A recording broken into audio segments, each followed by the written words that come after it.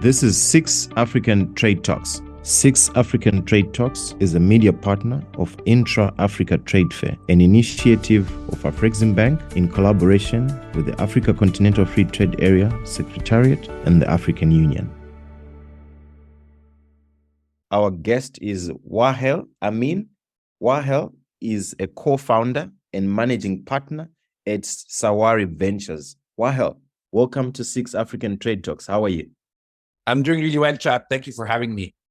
It's a pleasure. So, Wael, share a little bit about your career journey thus far and experience in investing in Africa. Yes. Just a brief background. So actually, I am a little bit of a non-traditional profile for an investor. So I don't come from an investment background. My first job was a founder and CEO of a technology startup in Egypt back in 1994. And I was very fortunate to remain with this company as it's one of the largest technology firms in the Middle East. The company was called ITWorx.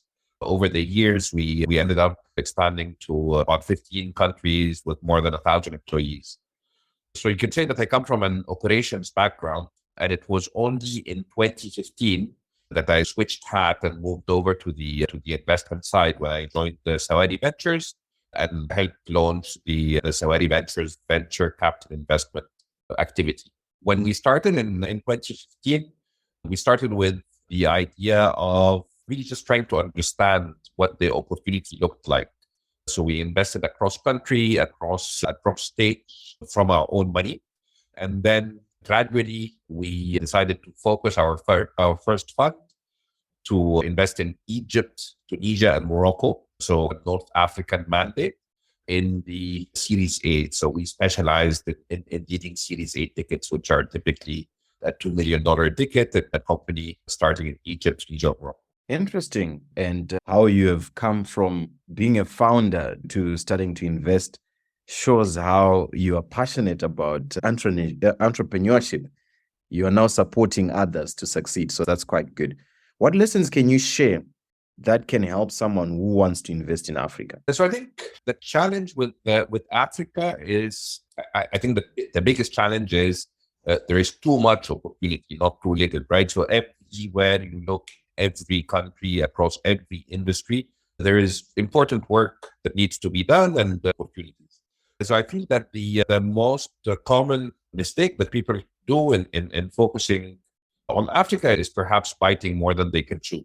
So my first lesson, and probably the most important one, is to really focus on a specific industry that you have knowledge in, or you want to build knowledge in, that you're passionate about. Focus on a specific geography that you roll up your sleeves. And the African opportunity is, in our opinion, massive, but it's also complicated. So it's not condone this notion that you can be sitting in your office somewhere in the West and make informed investment decisions about startup in Ghana or Kenya or Egypt or Nigeria. I think it's very important to just get on the ground, look entrepreneurs in the eye, have relationships with co-investors, have local staff, and do this sort of firsthand.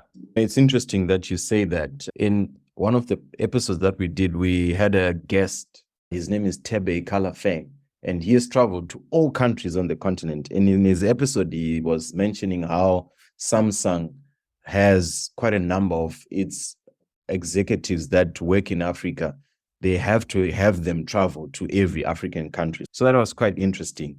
So thank you very much for sharing. Not surprised at all. I think every company that is serious about its business in Africa has to make sure that people are traveling, people are on the ground, that they hire locally, that they build the relationships, that they build the partnerships. This is a massive opportunity, but it's also a complex one and cannot be done remotely. And even within Africa, the variances from country to country and from ecosystem to ecosystem are substantial, and they warrant to someone going out there and building first-hand experience and continuing to be there and be present, right? It's not also an environment where it's very easy to fly in, do a deal, and then fly out and forget about it. It's a lot of our African countries are trust-based economies where you need to build the relationship, you need to build the mutual trust, you need to build the connections, and that cannot happen on a 3-day business trip, staying at a hotel. Certainly, and just the connectivity, depending on where you're going, that just the connectivity can take you quite a lot of time trying to connect the dots between country to country. So definitely. What's your lowest, highest ticket and highest ticket? I think the lowest ticket we have done is $500,000 in a company that we're very excited about. That was a little bit earlier than when we typically get involved. So $500,000 is more of a seed type ticket, but we were so keen and so excited about the company that we did that. And the highest we have put in a single company is about $8 million out of our first fund. So that's the range. And what do you see as usually a sweet spot? So for us, a sweet spot entry point is a $2 to $3 million entry, and then we reserve about 3 times that amount for follow-on. So we can lead the Series A with a $3 million investment, and then participate in a Series B with another 3, and participate in a Series C maybe with another 2 or 3, depending on how the company is doing. Thank you very much for sharing. It will help some of our founders that listen to our podcast. Can you share a little bit about your travel experience, and during those travels, what have you seen as impact of technology on the continent? So I first of all, it's like you said, right? The travel is a lot more complicated than it needs to be. And even though on a map, the continent looks like it's contiguous and adjacent, in practice, because of the complexity of travel and the connections and the languages and the cultures, it is more of a patchwork, and it's in practice, it's still a little bit further apart than it could be. So that has been our experience. We've been, like I said, we started and then now with our second fund, we are expanding. So we have been to Kenya, Senegal, where we have hired locally, and Nigeria, where we're looking to hire as well. So we're starting to get deeper in Africa, in sub-Saharan Africa specifically.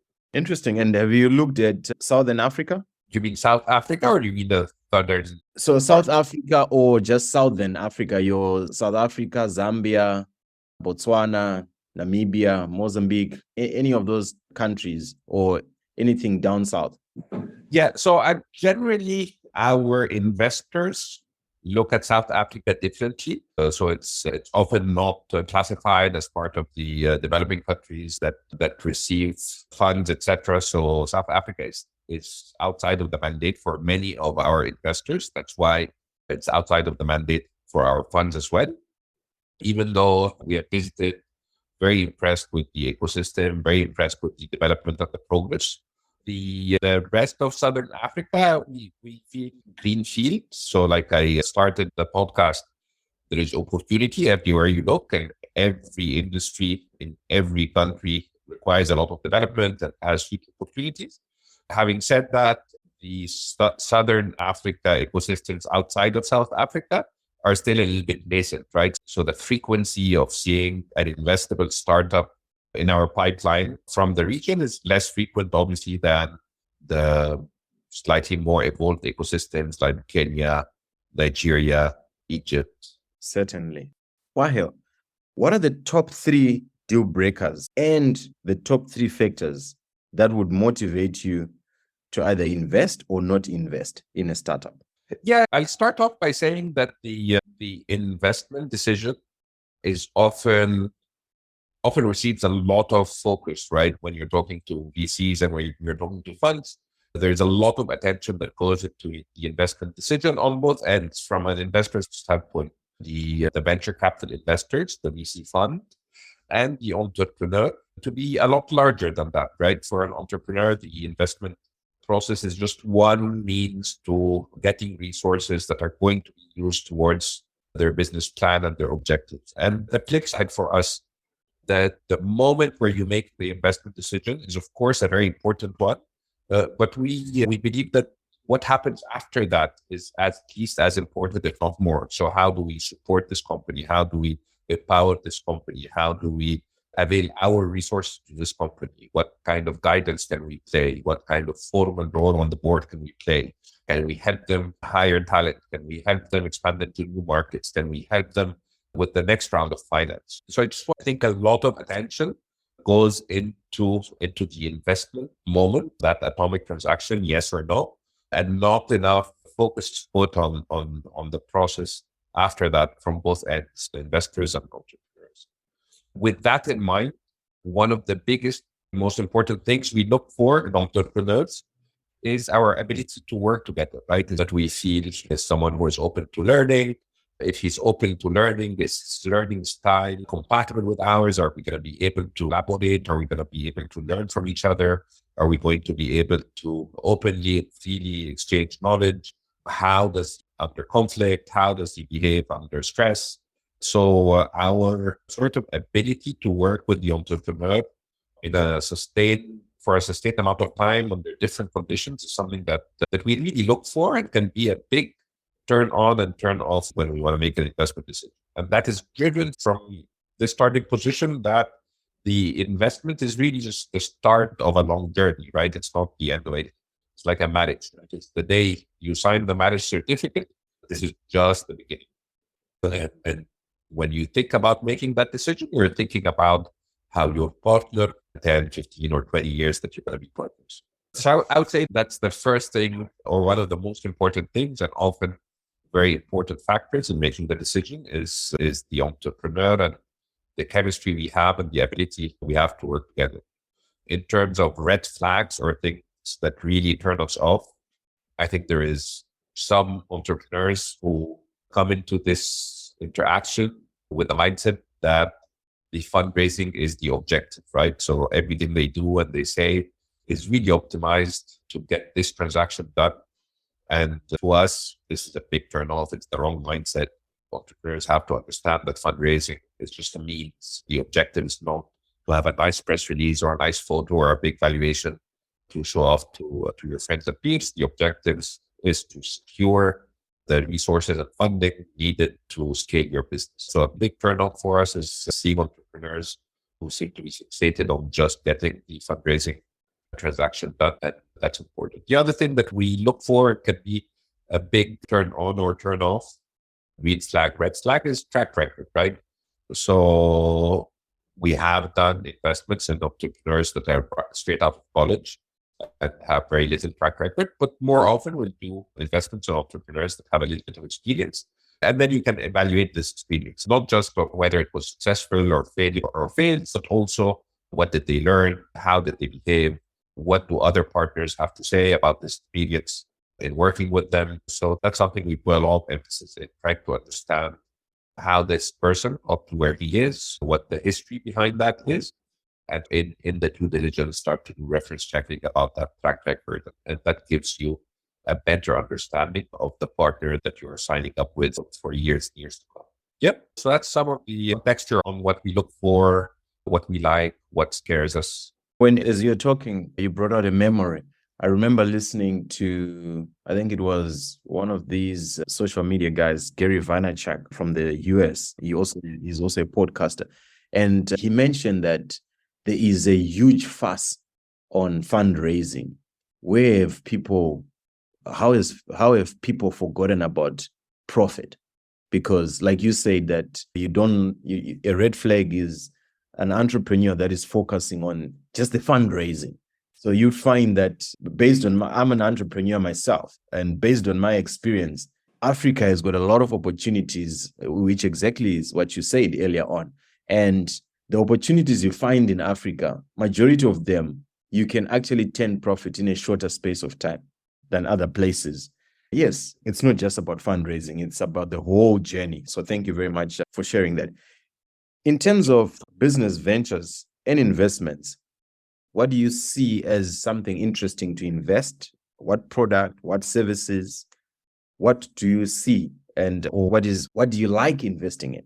Yeah, it's interesting because you're having this podcast recorded right between our two funds. So our first fund is now done and we are fundraising for our second fund.